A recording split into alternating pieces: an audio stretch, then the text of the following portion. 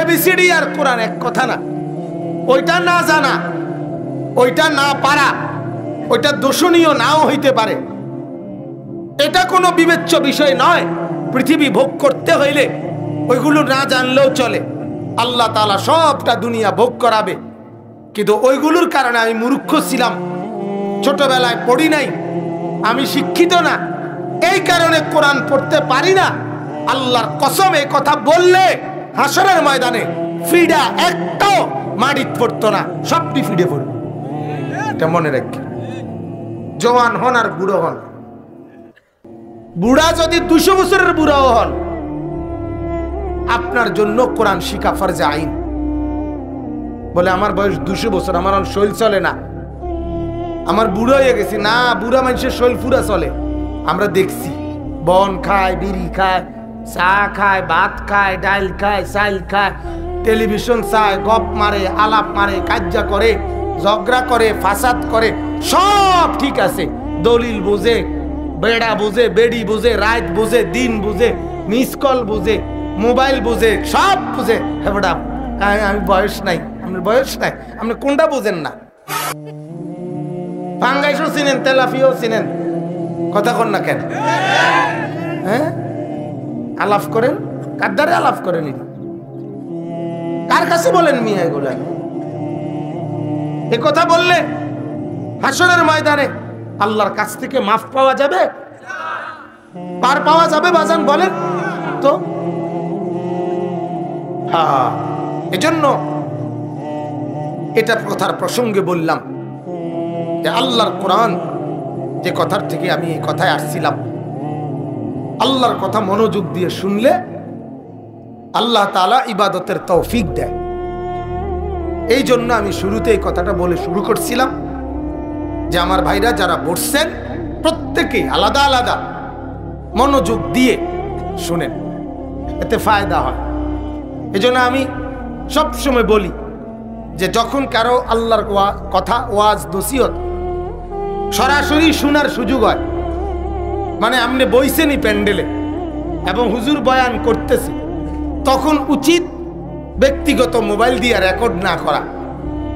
অর্থাৎ তখন যেহেতু আমার সুযোগে মিলছে, আমি সামনাসামনি শোনার কাজে, এখন আমি এই 1 ঘন্টা সামনাসামনি শুনি, তাইলে আমার যে ফায়দাটা হবে, মোবাইলে পরে শুনলে 1 লক্ষ বার শুনলো ওই ফায়দা নগদ ফায়দার সমান হবে না।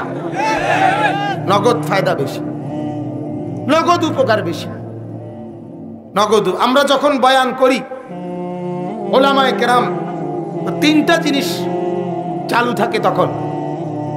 এক হলো এই জবানে আমরা বলি, এই নজরে আমরা আপনাদের দিকে তাকায় থাকি, আর এই কলিজার ভিতরে তখন ধরফর করে।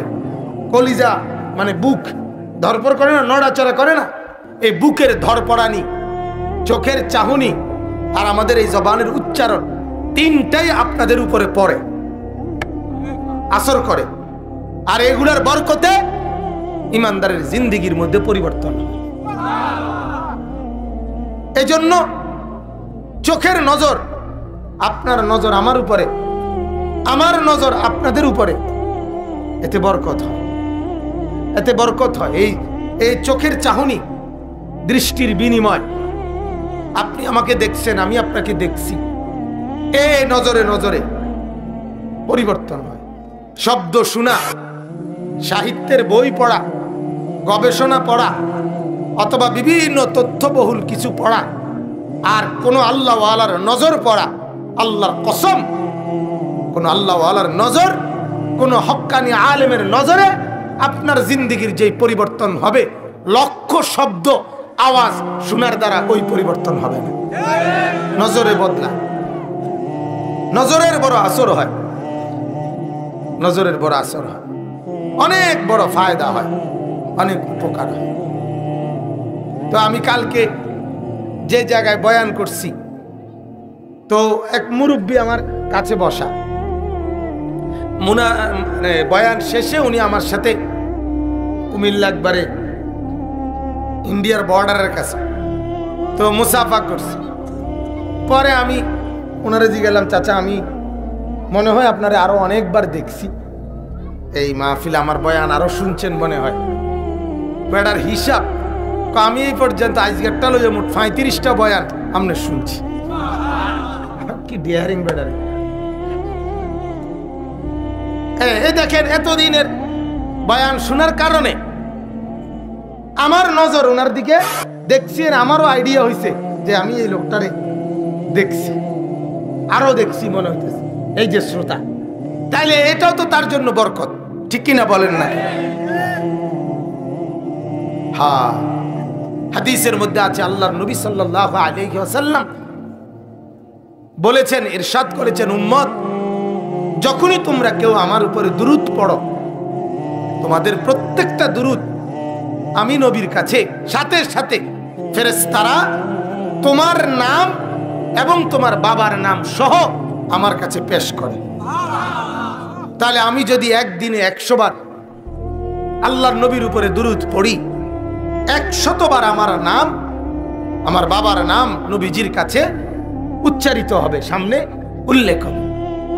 তাইলে এরকমই তখন হাসরের দিন আল্লাহর নবী হাউজে কাউসারের সামনে দেখলেই বলবে, হ্যাঁ উম্মত, তোমারে তো চিনছি, তোমার নাম অনেক শুনছি। ফেরেশতারা প্রায় ডেইলি আইসা আইসা দুরূদ যে পড়তা, তোমার নাম আমার কাছে বলতো, শুনতে শুনতে তোমার নাম তো মুখস্থ হয়ে গেছে।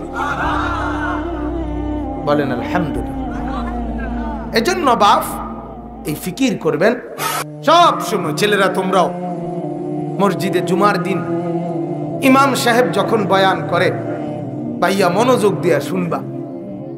আমল করা এটা একটা ইবাদত, আল্লাহর কথা মনোযোগ দিয়ে শোনা এটাও একটা ইবাদত, এটাও একটা আমল, এটাও একটা কি আমল।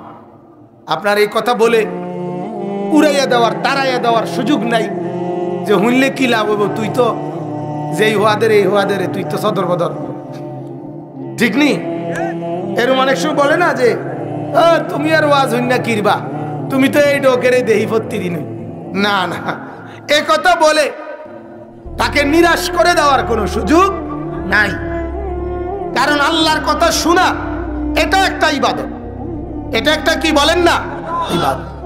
কোরআন শোনা এটা একটা ইবাদত, কোরআন পড়া তেলাওয়াত করা এটাও একটা ইবাদত, এটা একটা ইবাদত।